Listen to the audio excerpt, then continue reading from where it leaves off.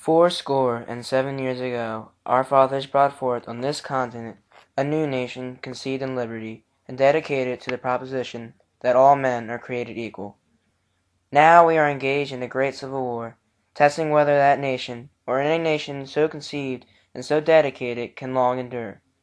We are met on a great battlefield of that war. We have come to dedicate a portion of that field as a final resting place for those who here gave their lives that that nation might live. It is altogether fitting and proper that we should do this. But in a larger sense, we cannot dedicate, we cannot consecrate, we cannot hallow this ground. The brave men, living and dead, who struggled here, have consecrated it far above our poor power to add or detract.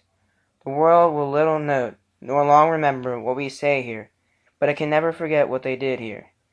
It is for us, the living, rather, to be dedicated here to the unfinished work which they who fought here have thus far so nobly advanced.